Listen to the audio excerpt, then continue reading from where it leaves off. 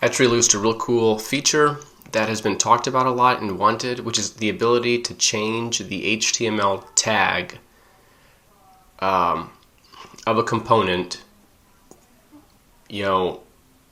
without using conditions. You could always do it with conditions, but it was more complicated. So I'm going to test it out. And today, someone's out there called the world's worst web developer. And today I feel like the world's dumbest web developer, because I was not grasping how this is supposed to work. But I do think, thanks to some back and forth with Zach Pyle, I think I finally do understand it. And I did read the documentation about this new element. They're calling it the dynamic element or the element, but really what it lets you do is dynamically change the HTML tag. So, and I've got the perfect use case for this. So on this page here in particular, I've got a card, and this is being pulled in from the product. It's a loop. It's being pulled in by the product, and it's automatically putting in paragraph tags as I'm pulling this in. And I had it set, previously I had it set where this description was just a paragraph, but then when I used this, pulled in this dynamic data, there was two paragraphs and they were on top of each other.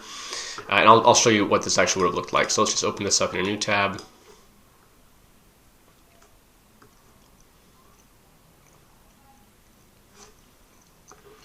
Scroll down to that section, which is right here. Click on this. It's a component in a loop.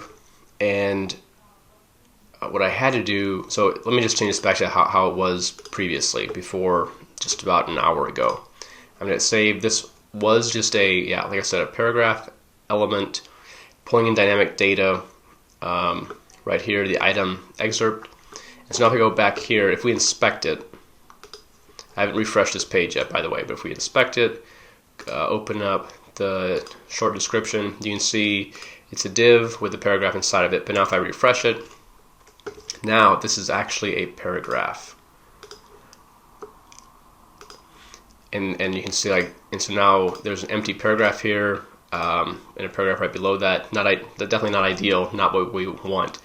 So what I did is I created, let's open up the component here. I went and added some conditions. Okay, right here. So there's a condition just to show the description with a Boolean option. And then I added an if condition here for if I have it set as a paragraph or if I have it set as a div. And I think what I can do now is get rid of this condition and just have the dynamic HTML tag do all this for me. So let's just start just by deleting. Let's just delete this. So now we just have the if the paragraph, and I don't need this if anymore. So I'm actually going to pull this up here and going to delete this paragraph here. And then I don't need this short description tag. Actually, we can reuse this. We'll reuse this component property that I had created earlier for if it's a paragraph or if it's a div. So now let's go and add in this new dynamic element. So I'm just going to put it in under the if. I still want to have a condition like to hide or show the description based on where it's being used. So let's click this here to add this element. Okay, so now I've got this element here. I'm going to drag it up here. And I'm going to click in here. And I believe what I should be able to do, if I start typing in, this is what was confusing before. So let me first, I wasn't sure how to make this element paragraph go away and just use this. So I was thinking I have to go like this here and make this something like a paragraph and either make this a div, and it was just going to be too many. In this use case here, I didn't think it was a really good option. But I think what I can do instead, let's just go and add my class to this element here. So it's short description. I can just go copy this on this element. We can go and just add it like that. And now I'm going to just copy this prop here. And now let's go and delete this element. And now in here, let's see if I can add text in here. Can I add text? And yes, it is letting me add text. So now I can just go and just drop in this.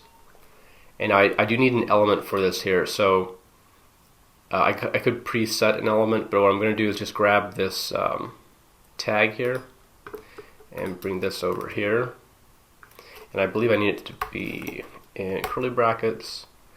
So now let's hit save. Let's exit out.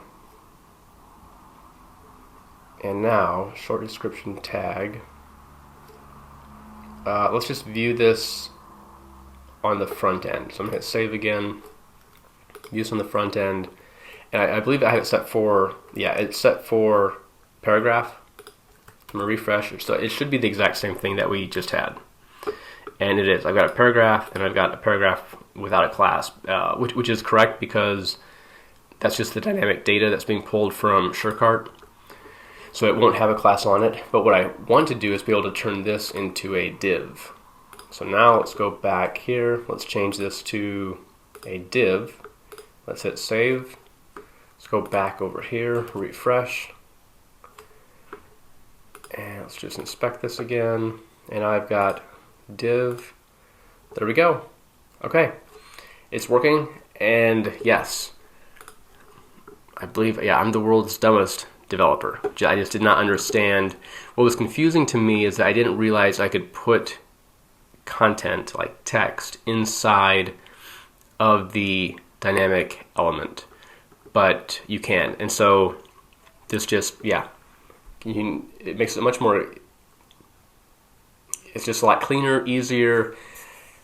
You don't have to rely on conditions like you had to previously. So kudos to the Etch team. It's insane. I love it. Super pumped.